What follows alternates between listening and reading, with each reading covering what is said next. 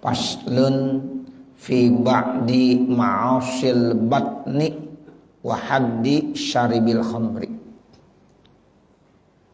Ini pasal menerangkan tentang sebagian maksiat yang disebabkan di dalam perut dan hukuman bagi orang yang minum khamar. Jadi Bapak, Saudara, bab kita pada malam hari ini terkait tentang maksiat yang disebabkan oleh perut. Ya, jadi ini perut nih bisa menyebabkan juga maksiat. Nah begitu. Ini ada maksiat yang disebabkan dengan perut. Sebab emang dalam anggota tubuh manusia ini ya banyak yang bisa menyebabkan dosa. Mata bisa menyebabkan dosa. Makanya disebut maksiat mata. Telinga nih bisa juga menyebabkan orang berbuat dosa. Makanya disebut maksiat ya telinga. Mulut juga bisa orang berbuat dosa. Ya, maksiat apa namanya? Maksiat mulut. Nah, tangan begitu juga. Tangan ada juga maksiat yang disebabkan oleh tangan. Kaki sama juga maksiat yang disebabkan oleh kaki. Perut nih sekarang lagi kita bahas maksiat yang disebabkan oleh perut. Kalau mata misalnya kita ngelihat sesuatu yang tidak dibolehkan kita lihat, nah itu maksiat. Telinga misalnya kita mendengarkan ya suara-suara bunyi-bunyi yang tidak dibolehkan, itu namanya maksiat disebabkan oleh telinga. Nah itu kita udah bahas semuanya. Nah sekarang kita bahas terkait tentang maksiat ya perut. Nah itu kaitannya nanti dengan makanan tuh, makanan. Ya, jadi kalau yang masuk ke dalam perut, ya bentuk jenis makanan apapun yang diharamkan, ya itu namanya maksiat perut. Ya, ini kita akan lihat. Kata pengarang kitab di sini, wa min ma'asil batni aklur riba. Di antara maksiat yang disebabkan oleh perut, makan riba. Tuh, makan riba itu termasuk maksiat perut. Makanya kita harus jaga benar. Jangan sampai dalam hidup dan kehidupan kita suka makan riba. Tuh, sebab Allah udah haramkan tuh yang namanya riba. Udah jelas di dalam Al-Quran. Ya wa ahallallahul bai'a wa harramar riba. Jadi Allah halalkan jual beli. Tetapi di satu sisi Allah haramkan apa? Riba. Jadi nanti orang kalau suka makan yang hasil dari uang riba, itu sama aja maksiat yang disebabkan oleh perut. Masuk ke dalam perutnya, nah itu berarti maksiat perut namanya. Dalam situasi kondisi seperti ini Bapak Saudara, sekarang memang kita sulit untuk menghindar daripada hal-hal yang berbau riba. Nah makanya kita sebagai umat Islam harus benar-benar jaga dah, pelihara. Jangan sampai ada hal-hal yang riba yang kita masukin dalam perut kita. Ya itu begitu. Ya karena memang sekarang itu dikit-dikit orang udah banyak yang riba. Ya ini ada ribanya, ini ada ribanya. Makanya kita harus jaga benar, hati-hati, ihtiyaton. Sebisa mungkin hindarkan ya dari berbagai macam bisnis perdagangan yang memang di situ ada unsur ribanya sebisa mungkin. Nah begitu, mudah-mudahan nanti aman sehingga makanan-makanan yang masuk ke dalam perut kita insya Allah itu aman dari yang berbau riba. Wahwa yang dimaksud ya makan riba itu apa?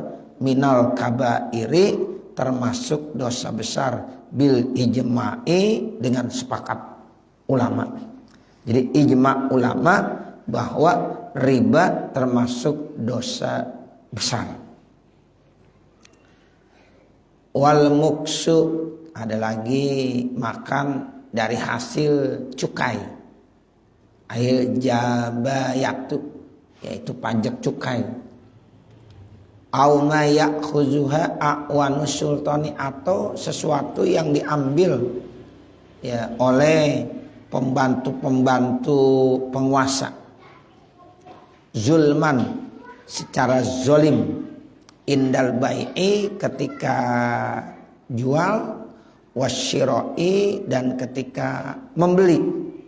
Tuh, makanya kita jangan suka malak-malakin orang itu. Ya, ada orang dagang kita palakin, kita mintain duit. Itu duit-duit yang begitu tuh hati-hati tuh. Ya, duit-duit yang kagak bener itu. Ya. Kan kadang-kadang ada orang punya kerjaan begitu. Ya, tukang mintain. Ya, enggak boleh ada sedikit orang dagang dia mintain aja. Lu dagang di sini lo, ya bayar sama gue. Nah, kalau mau jadi aman. Kalau enggak bayar enggak aman. Nah, itu enggak boleh. Ya. Malak. Kalau bahasa kerennya cukai, jenis-jenis cukai, pajak cukai itu juga enggak boleh. Nah, seperti itu. Makanya ya kalau bisa kita jangan dikerja, jangan di bagian-bagian begitu dah. Walaupun duitnya banyak. Iya. Itu. Jadi kalau kita pengen aman, jangan di bagian-bagian begitu. Ya, model-model cukai, ya di pelabuhan, di bandara. Ya, itu kalau bisa kita hindari. Tapi gajinya gede, biarin. Begitu. Ya. Nah, kalau yang model kecil-kecilan itu yang suka minta-mintain tuh, yang malakin orang. Ya, itu kan orang pada sumpahin mulu tuh. Iya. Iya. Dalam artinya dikasih sih 10.000, 20.000, 50.000. Cuma dalam arti nyumpahin tuh. Ya, begitu. Jadi kita makan uang begitu, orang sumpahin mulu. Ya, makanya nggak berkah. Nggak berkah. Jangan. Nah, begitu. Termasuk yang model-model di jalan tuh. Polisi kadang-kadang. Ya, kadang-kadang kan yang bilang damai mulu. Nah, begitu. Jadi ngasih sebenarnya dia nyumpahin juga itu. Ini lu makan, begitu. Ya, jadi jangan, yang begitu jangan dikerjain. Ini termasuk ya hal-hal yang maksiat. Ketika dimakan masuk ke dalam perut, itu dosa disebabkan dengan perut. Nanti dia menjadi darah daging, sehingga sama ibadah juga agak berat orang-orang begitu. Makanya Nabi kan bersabda, kata Nabi, lan yadkhulal jannata lahmun nabata min haramin. Itu hadis Nabi. Tidak bakalan masuk ke dalam surga daging yang tumbuh dari sumber yang haram. Kalau kita makan makanan-makanan yang haram, kan itu nanti akan menjadi darah daging. Nah, itu yang akan tumbuh di dalam tubuh kita. Nah, itu yang kata Nabi nggak bakalan masuk surga tuh orang yang begitu. Lan yadkhulal jannah. Nah, makanya kita hindari riba, kita hindari ya hal-hal yang kita ambil secara paksa dari orang lain. Ya, secara zolim itu kan artinya paksa, zulman, secara zolim. Tuh, baik ketika jual beli ataupun dengan cara-cara yang lain. Nah, itu semuanya tidak dibolehkan. Termasuk apalagi wal ghasabu, ghasab itu artinya merampas. Terang-terangan harta orang, milik orang lain dirampas. Ya, dibegal, dirampas. Ya, itu namanya ghasab. Ya, itu hukumnya juga haram. Kalau kita makan di dalam perut kita itu termasuk maksiat perut. Huwa, yang dinamakan ghasab itu adalah malun mutakawwimun muhtaramun.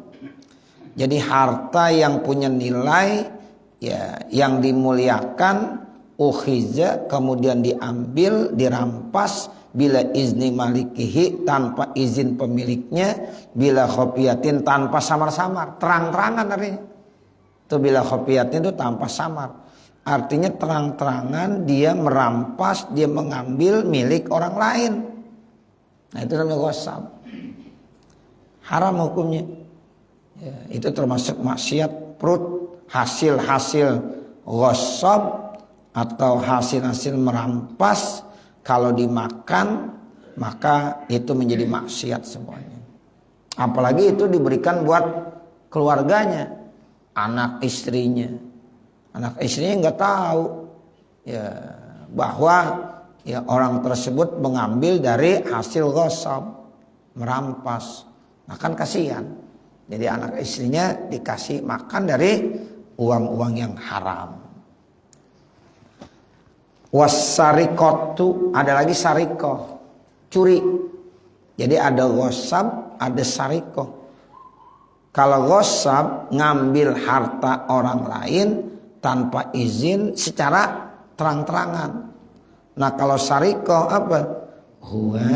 Sarikoh itu adalah ahzumalil ghairi, mengambil harta orang lain ala wajhil khofiyati, jalannya sembunyi-sembunyi. Kalau ini maling sembunyi-sembunyi kan? Sembunyi namanya maling. Datang melalui jendela, malam-malam jendela orang dibuka. Nah begitu. Kalau orangnya lagi tidur dibangun, dilari nggak jadi. Begitu. Ditakut. Ya, nggak terang-terangan. Kalau orangnya lagi tidur atau orang nggak tahu diambil, itu namanya mencuri. Kalau merampas bukan lagi sembunyi-sembunyi, emang terang-terangan di depan orangnya dirampas, diambil. Nah itu, dua-duanya sama, nggak boleh. Ghasab haram, sarikoh juga haram. Cuma bedanya begitu aja. Yang satu mengambil jalannya secara terang-terangan. Kalau mencuri ngambil milik orang lain tapi sembunyi-sembunyi. Istilahnya tuh ada ghasab, ada sarikoh. Wa kullu makhuzin bi muamalatin harramaha syar'u, dan setiap sesuatu yang diambil dengan cara muamalah yang muamalahnya hukumnya diharamkan oleh agama. Termasuk kita bermuamalah tapi muamalah yang diharamkan oleh syarak. Makanya ketika orang berbisnis itu harus paham tentang ilmu berbisnis, bukan semata-mata ingin mendapatkan keuntungan yang besar saja, tetapi ya harus tahu ini hukumnya boleh apa enggak. Kalau menurut syariat boleh, silahkan. Ya, itu mudah-mudahan jadi berkah. Sebab salah satu cara untuk mendapatkan rezeki itu berdagang. Makanya Nabi itu berdagang dulu. Nabi waktu mudanya kan dagang, Nabi berbisnis. Karena memang dagang itu ya salah satu cara ya untuk mendapatkan rezeki dengan cara yang paling cepat untungnya itu dagang. Gitu. Selama itu tidak menyalahkan aturan syarak, itu bagus. Ya, sebab Nabi pernah mencontohkan bagaimana dagang yang jujur. Tuh. Nabi itu berdagang bukan hanya buat pribadinya tapi mencontohkan umat. Ini kalau dagang begini nih. Ya, utamakan kejujuran. Bahkan Nabi sering operasi pasar. Jadi Nabi sering datang ke pasar, operasi pasar, dilihat mana pedagang-pedagang yang jujur, mana pedagang-pedagang yang curang. Jadi Nabi enggak hanya ngajarin keuntungan begitu, tetapi Nabi ngajarinnya kejujuran dalam berdagang. Ya, sekarang banyak pedagang-pedagang untuk nyari kejujuran susah karena enggak pernah nyontoh Nabi. Itu yang dilihat cuma untungnya doang. Gitu. Nabi itu jelasin jangan suka menipu. Ya, ngurangin takaran, kiloan, ukuran, jangan. Atau barang yang bagus ditaruh di atas, barang yang jelek disimpan di bawah. Tuh. Nabi pernah operasi pasar, lihat nih pedagang kok jual gandum, atasnya cakep. Pas banget diambil begitu, bawahnya banyak yang udah busuk. Nabi tanya, kenapa ini begini nih? Kata pedagangnya, ini kena air hujan. Ya. Terus kenapa ditaruh di bawah yang jelek, bukan di atas? Kalau di atas ntar orang pada lihat nggak laku. Nah, jadi kalau di atas kan cakep-cakep. Nah ini yang salah kata Nabi. Mestinya sebagai pedagang, kalau ada barang yang cacat boleh dijual, boleh, tapi dikasih tahu. Sehingga pembeli tidak merasa dirugikan. Memang dia tahu, oh ini barang udah jelek. Ya kalau mau ya silakan, kalau enggak apa-apa. Harganya sekian. Jangan bicara kita bagus, tapi sampai di rumah apa? Jelek. Nah itu yang tanggung jawabnya besar. Kita beli jeruk, bicara bagus nih semuanya. Ya, ternyata sampai di rumah, ya atasnya doang yang bagus. Dibuka. Ya, ternyata pada busuk yang di bawah. Kalau taruh di atas, ya nggak bakalan laku ini. Makanya disimpan di bawah. Satu peti yang atas bagus, bawahnya jelek. Ditanya, ini satu peti bagus ya, bicara semuanya. Iya bagus semuanya, tenang aja. Tenang aja. Sampai di rumah bukan tenang aja itu. Ya, nah begitu. Sama apa aja, barang apa aja begitu. Makanya ya nggak boleh kita bermuamalah yang diharamkan oleh syara. Ya, itu tuh nanti hukumnya jadi apa? Jadi dosa, jadi maksiat. Hasil uangnya, keuntungannya kalau kita makan itu berarti perut udah makan hal-hal yang berbau maksiat. Jadi perut kita isinya maksiat mulu dah tuh. Nah ini bahaya dan ini. Makanya kejujuran itu penting. Sekarang kan banyak pedagang-pedagang yang kagak jujur. Ya, daging aja kita beli daging. Bicara bagus bang, kita meleng dikit yang jelek ditaruhin. Iya, sampai rumah, ya Allah ini dikasih. Padahal bicara kan daging udah harganya udah cocok, yang bagus. Nah begitu. Itu tukang daging juga banyak yang kagak jujur itu. Ya. Bukan tukang daging aja dah, yang lain juga begitu sih pada. Ya. Jadi makanya enggak berkah. Tapi kalau pedagang yang jujur berkah, insya Allah berkah. Makanya kita utamakan kejujuran seperti yang udah dicontohkan oleh Rasulullah Sallallahu Alaihi Wasallam. Beli jeruk, ya kiloannya tuh biar bener. Jangan sampai ya kita beli 5 kilo, pas banget di rumah kita ukur lagi pakai kiloan kita, ternyata nggak ada 5 kilo. Ya, kurang. Nah itu yang tanggung jawab siapa? Ya. Kalau bicara kiloan ya harus sesuai dengan kiloan. Kecuali bukan kiloan, per buah 10, ya 15. Nah itu udah ketahuan. Tapi kalau per kilo ternyata kiloannya itu udah rubah-rubah. Nah itu nanti dia tanggung jawab juga.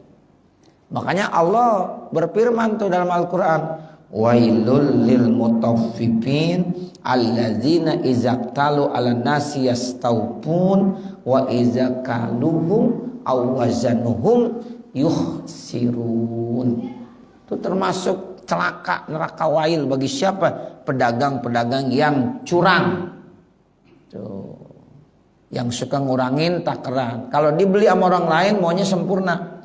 Ketika dijual dikurangin ukurannya. Ini yang nggak boleh. Tapi kalau dia menjadi pedagang yang jujur, dijanjikan sama Rasulullah at-tajirus saduqul aminu, ya pedagang-pedagang yang jujur, yang amanah, nanti di dalam surga ma'an nabiyyin wasiddiqin wasyuhada wassalihin. Wah, indah sekali. Ya, pedagang yang jujur, yang amanah, nanti di dalam surga enggak tanggung-tanggung, dekat bersama para nabi, para rasul, para syuhada, para solihin. Tuh, tapi syaratnya pedagang yang jujur. Ya, nah ini makanya dibilang ya, dan setiap hal-hal yang diambil dari hasil muamalah, hasil berbisnis, tapi bisnis yang diharamkan oleh syarak, tidak ya sesuai dengan aturan syarak, itu nggak boleh, termasuk maksiat perut. Kabai zar'i seperti jual tanaman, saubi atau pakaian, bisyarti ayah sudahu dengan syarat dipanennya, au yukhito atau dijahitnya, listimalil bai'i karena meliputi yang namanya jual beli ala syarti amalin atas syarat amal, kal hasodi seperti yaitu hasod. Hasod itu artinya memanen, wal khiyatoti dan ya menjahit. Itu kan amal tuh. Ya manen dulu kerja, jahit dulu kerja. Fi ma lam yamlikhul mustari pada sesuatu yang tidak dimiliki oleh pembeli al-ana saat ini.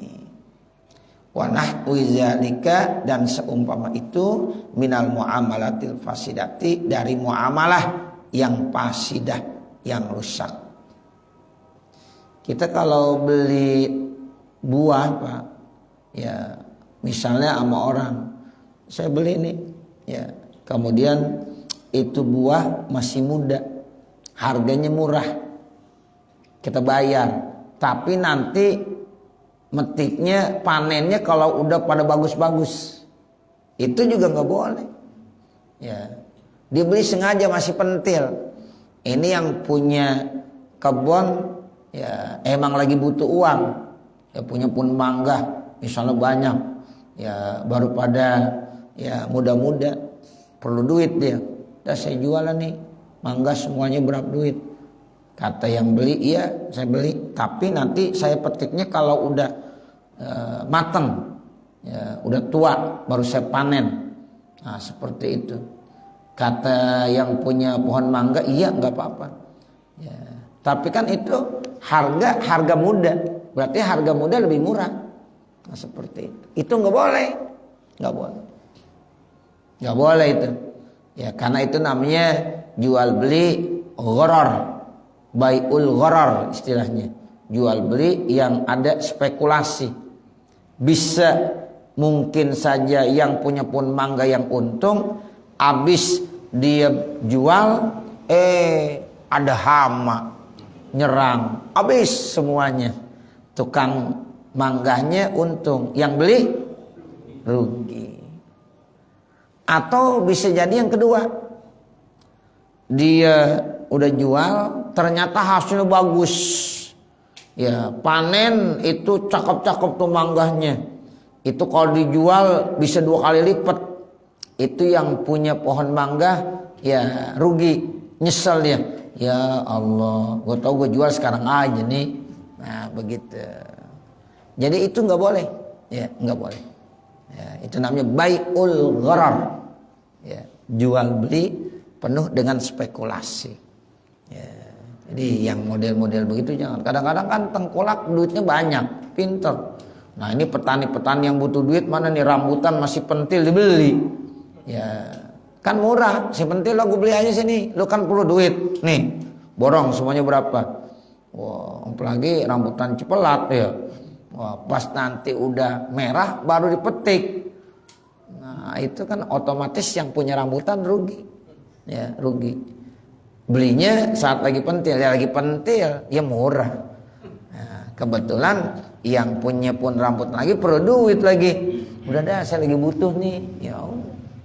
Nah itu nggak boleh Bapak Saudara. Kalau pohonannya digadein kan, pohonannya digadein. Iya. Berapa lama gitu nanti buahnya itu hasilnya? Iya, kalau pembicaraannya buahnya harus ya diambil sama yang gadain, ya jadi sah. Tergantung akarnya dari awal, begitu.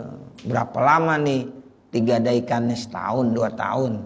Nah terus hasil gadaiannya bagaimana? Ayo omongin. Ya, akadnya yang jelas sehingga sudah tidak ada lagi nanti spekulasi begitu. Kalau menggadaikan manfaatnya semuanya ya dia ambil. Ya kalau ada buahnya diambil. Kalau nggak ada ya apa yang mau diambil, nggak ada. Nah begitu bisa, boleh. Yang penting akad dari awal biar jelas. Gitu. Ini kebun saya gadaikan. Ya berapa duit misalnya. Nah, hasil kebunnya ada pohon apa aja, selama gadaian tersebut, nah itu milik yang tadi tuh, yang yang memberikan ya gadaian tadi. Nah itu boleh. Yang penting diomongin sebelumnya.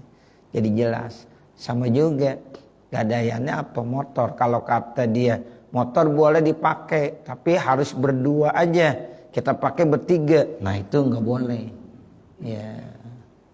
Kalau seandainya ini motor hanya disimpan aja, omongannya begitu, taruh aja ya, nggak boleh dipakai-pakai. Ya kalau omongannya begitu ya kagak boleh dipakai. Gitu. Jadi tergantung itu omongan. Ya, saya minjem duit dah sama ente, saya gadain ini motor saya berapa, 10 juta. Ya, terus ini motor bagaimana? Apa disimpan aja di rumah saya atau gimana? Ya udah ente pakai nggak apa-apa. Saya ikhlas, saya redo, pakai aja. Cuma makanya jangan dibonceng 3 orang, 1 orang aja cukup. Nah gitu. Nah itu dipakai sesuai dengan amanahnya. Kalau diboncengin sampai 2 orang, nah ini nggak boleh, dosa. Pas rusak, dia wajib ganti. Gitu. Tapi kalau seandainya ya dimakai sesuai dengan aturan, nah itu nggak ada masalah. Ya, begitu ya. Jadi tergantung pembicaraan di awal seperti itu. Nah ini contohnya seperti itu.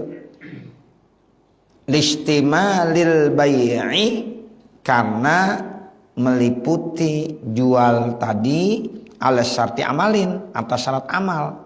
Kal hasodi, hasod kan itu amal. Wal khiyatotin jahit itu amal. Jadi menjual dengan syarat amal itu nggak boleh. Bima lam yamlikhu, pada sesuatu yang tidak dimiliki al mustaril ana, yaitu para pembeli saat ini. Wa nahwi zalika, dan seumpama itu, minal muamalatil fasidati, dari muamalah yang fasid, yang rusak. Muamalah yang rusak tuh yang nggak boleh, yang tadi tuh contohnya. Wa amma law qalal bai'u, adapun kalau seandainya penjual berkata, bi'tuka, saya jual kepada kamu hazazar tanaman ini bisyarti antah sudahu, dengan syarat kamu panen terlebih dahulu, bada antam likau, setelah kamu milikinya. Nah kalau dibilang begitu payasih usah, karena dari ijab qabulnya, dari pernyataannya tidak menyalahi aturan syara. Nah makanya payasih makasa. Kalau ya dibilang saya jual ini tanaman kepada kamu dengan syarat kamu udah panen setelahnya kamu miliki, nah payasihu, karena itu udah jadi miliknya, jadi sah. Li'annahu yalzamul hasad, karena itu melazimkan kepada panen. Apa dzalika? Nah yang menjelaskan itu adalah Atiyah, Imam Atiyah. Wasyurbul khamri, kemudian yang termasuk maksiat perut, minum khamar. Wahwa minum khamar itu minal kabairi, termasuk dosa besar. Wazawalul akli, dan bisa merusakkan akal. Ala wajhin mahzurin, atas jalan yang dilarang. Itu haramun, hukumnya haram fi jami'il milali, di seluruh pandangan agama. Ya, jadi minum khamar itu dosa besar. Kenapa? Karena bisa merusak akal. Sementara manusia mulia karena ada akalnya, Bapak, Saudara. Ya, manusia itu mulia karena ada akalnya. Coba seandainya manusia kagak ada akalnya, kagak punya nilai. Mahalan kerbo, ya. Kerbo gede, ketahuan ada dagingnya, ya. Ya, begitu. Jadi kalau manusia itu mulianya karena ada akalnya, makanya akal kagak boleh dirusak. Dosa hukumnya merusak akal. Nah, salah satunya syurbul khamr. Kenapa agama Islam memandang, bahkan bukan agama Islamnya, semua agama memandang minum khamr itu nggak boleh, karena bisa merusak ya akal. Ya, orang kalau udah akalnya rusak, wah udah bahaya, udah nggak ada nilainya lagi. Laqad khalaqnal insana fi ahsani taqwim. Atau ayat yang lain, walaqad karramna bani Adam. Itu kenapa Allah muliakan manusia? Karena memang manusia punya akal. Itu dengan akal dia bisa berpikir sehingga dia bisa maju kebanding dengan makhluk-makhluk yang lain. Manusia di atas. Makanya Allah ciptakan manusia itu sebagai khalifah fil ardi. Ya, itu begitu. Karena dengan akalnya. Sekarang akal yang begitu istimewa diberikan sama Allah dirusak. Ya dosa. Tuh. Nah, salah satunya syurbul khamri, minum khamar. Ya, itu bisa ya merusakkan akal. Makanya haramun. Wala yata'atahu, dan tidak boleh dikonsumsi ya itu minuman-minuman khamar tadi illa fasikun, kecuali orang yang fasik. Jadi kalau ada orang yang mengkonsumsi minuman khamar, ya dia termasuk orang yang fasik. Kapis qatil muslimin, seperti kefasikan orang Islam. Orang Islam ada yang mabok, ada yang minum, ya itu udah orang Islamnya fasik namanya. Ya, makanya dalam salah satu hadis Bapak, Saudara, itu orang Islam kalau lagi minum berarti imannya lagi cabut. Gitu, imannya lagi cabut. Kalau dia beriman nggak mungkin dia mabok. Gitu. Tapi kok itu dia mabok, imannya lagi dicopot. Sebab iman bisa dicopot, bisa. Sama seperti seorang mencopot pakaiannya. Saat dia lagi mandi dicopot pakaiannya. Begitu juga ya ketika orang mukmin kemudian dia mabok, dia berzina, saat dia mabok, saat dia berzina, berarti imannya lagi dicopot. Nggak ada. Makanya kalau lagi mabok mati, bahaya ini.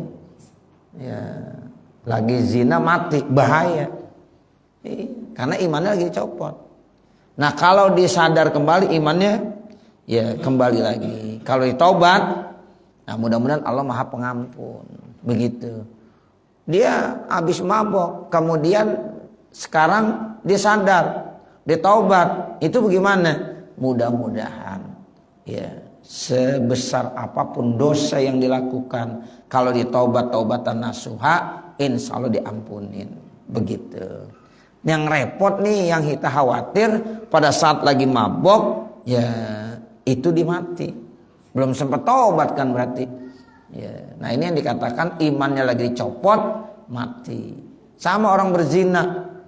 Ya kalau dia habis berzina, dia bisa sadar, kemudian dia taubat. Mudah-mudahan ya Allah ampunin dosanya, kan Allah Maha Pengampun. Kita juga nggak boleh mengkat saja, dosa besar lu, ya neraka lu, nggak boleh begitu. Mungkin kalau dia udah taubatan nasuha, bisa aja dia menjadi hamba Allah yang baik. Nah seperti itu. Tapi kalau dia lagi zina mati, nah ini yang bahaya. Ya, karena saat itu imannya lagi dicabut oleh Allah. Ya, nah ini yang dikatakan ya orang-orang ya Muslim yang fasik, yang mengkonsumsi itu minuman khamar. Kalau dia nggak fasik, nggak mungkin ya dia mengkonsumsinya, karena itu diharamkan. Apa ada zalikal husni, yang menjelaskan itu dalam husni, ay payah rumutanawulhu, haram mengkonsumsi khamar walau kana litadawin, sekalipun untuk obat. Nah itu ya. Jadi khamar, minuman yang memabokkan, itu tidak boleh dikonsumsi walaupun alasannya untuk obat. Ada yang bilang, Ustaz ini kan buat obat. Enggak boleh. Ya, ini buat obat, enggak boleh. Ya, pokoknya kalau yang namanya khamar, alasan buat obat atau buat apa saja tidak dibolehkan. Mungkin kalau barang-barang yang najis nanti ada alasan lagi. Kalau udah nggak ada obat lain, ya nggak ada lagi. Dan menurut orang-orang yang pandai seperti dokter, ya ini menyatakan bahwa emang obatnya harus ini. Ya nggak bisa yang lain-lain. Tapi ini najis. Nah itu masih dibolehkan. Tapi kalau ini obatnya khamar, ya walaupun gak ada obat lain, tetap nggak boleh. Gitu. Tuh beratnya khamar begitu Bapak Saudara. Ya, jadi jangan disangka buat obat boleh. AO ya. Iya. Buat ya supaya tubuh kuat, minum jamu. Jangan. Ya, jangan. Apalagi yang miring, yang tegak aja kagak boleh. Oh, begitu. Iya. Yang miring lagi nggak boleh, yang tegak aja nggak boleh. Ya, jadi jangan ya Bapak ya. Ya bismillah. Ya usahakan jangan sampai ada minuman-minuman yang jenisnya khamar masuk ke perut kita. Nah begitu. Jadi walaupun untuk obat nggak boleh juga. Ya, itu alasan buat obat nggak boleh. Karena begitu berat dosanya khamar. Sehingga di sini dibilang walau kana litadawin, sekalipun untuk obat nggak boleh. Au absen atau aus banget. Ada orang aus banget nggak ada air lagi dah. Ya bisa mati dah nih dia. Kalau kagak minum biarin dia mati. Nanti matinya syahid. Itu karena beratnya minuman. Tapi kalau bangkai kan masih boleh ya. Daging ular masih boleh. Kalau udah nggak ada apa-apa nih, kalau kita nggak makan mati nih. Karena kita di hutan, ternyata cuma ada daging ular doang. Ya sikat juga daging ular dah. Ya ambil, kita panggang, ya kita makan dah. Ya karena untuk mempertahankan hidup masih boleh. Tapi kalau homer aus nggak ada air, kalau kita nggak minum mati, masih tetap jangan minum. Ya terus mati bagaimana? Biarin, insya Allah matinya syahid. Nah, begitu. Nah ini kan berarti begitu beratnya yang namanya homer. Walam yajid ghairahu, dia kagak nemuin selain homer. Walau baulal kalbi, sekalipun kencing anjing. Kalau masih ada kencing anjing masih boleh. Nggak ada air, nggak ada air sama sekali. Ya, ada kencing anjing. Masih boleh Pak, masih boleh. Tapi kalau homer udah kagak boleh. Lah kencing anjing, udah najis Mongol, kencingnya lagi. Ya, tapi kalau dia nggak minum bisa mati, masih boleh. Tuh. Kalau luar pakai alkohol Boleh, kan luar. Nih minum, jadi maksiat perut namanya. Kalau luar nggak apa-apa, gitu. Ya, jadi ini ada bengkak misalnya, kemudian diobatin pakai alkohol atau jenis-jenis homer, itu obat luar nggak ada masalah. Hah? Iya, nah, masih boleh. Yang penting luar, jangan diminum. Nah, kalau minum ini yang kagak boleh. Ya. Ini makanya dibilang kalau dia kagak menemukan apa-apa, tetap nggak boleh juga, walaupun dia mati. Aima lam yantahil amru ilal halak. Ya selama ya tidak ada larangan ya dan itu tidak membawa kehancuran seperti kencing onta. Kalau kencing onta nggak ada lagi obat lain kecuali kencing onta doang obatnya. Boleh diminum, boleh. Ya. Ini orang sakit, kata dokter obat apa aja diobatin dah, udah diberikan tapi nggak sembuh-sembuh. Terus kata dokter ini harus minum kencing onta. Lalu kencing onta disuruh minum. Ya, kalau mau baik, nah itu boleh dah tuh. Padahal kan najis. Ya, selama tidak bisa merusak. Ya, dan ini jadi obat masih boleh. Kalau udah nggak ada yang lain-lain. Tapi kalau homer walaupun kagak ada yang lain tetap nggak boleh. Ya, jadi nggak ada alasan. Ya. Iya. Seandainya udah nggak ada lagi yang lain, gitu. Seandainya sudah tidak ada lagi yang lain, darurat namanya. Ad-darurat tubihul mahzurat. Nah begitu. Jadi yang begitu jadi boleh dah tuh. Ya. Tapi kalau khomer udah jelas-jelas tidak dibolehkan alasan apapun. Wa illa kalau seandainya tidak payajuz maka boleh balia ta'ayyanu, maka itu jadi ta'yin. Walau mata fi hazil halati, kalau diandainya meninggal saat itu mata syahidan maka mati syahid. Apa dah Syekhuna Ahmad An-Nahrawi, yang menjelaskannya itu adalah Syekh Ahmad An-Nahrawi. Dah cukup sampai sini. Nanti baru wahadus syarif. Mudah-mudahan apa yang kita baca ada manfaatnya. Amin ya rabbal alamin. Wa sallallahu ala sayyidina Muhammadin wa ala alihi wa sahbihi wasallam. Walhamdulillahi rabbil alamin. Al-Fatihah. A'udzubillahi minasyaitonirrajim. Bismillahirrahmanirrahim. Alhamdulillahi rabbil alamin arrahmanir rahim maliki yaumiddin. Iyyaka na'budu wa iyyaka nasta'in. Ihdinas siratal mustaqim. Siratal ladzina an'amta 'alaihim ghairil maghdubi 'alaihim waladdallin. Rabbighfirli wa liwalidayya amin. Bismillahirrahmanirrahim. Alhamdulillahirabbil alamin. Hamdan yuwaffi ni'amahu wa yukafi mazidah. Ya Rabbana lakal hamdu wa lakas syukru kama yanbaghi li jalali wajhikal karim wa li 'azimi sultanik. Subhanaka la nuhsi thana'an 'alaika kama asnaita 'ala nafsik wa lakal hamdu hatta tarda. Allahumma shalli 'ala sayyidina Muhammad wa 'ala ali sayyidina Muhammad. Allahumma shalli 'ala sayyidina Muhammad wa 'ala ali sayyidina Muhammad. Allahumma inna nas'aluka ridhaka wal jannah wa na'udzubika min sakhatika wan nar.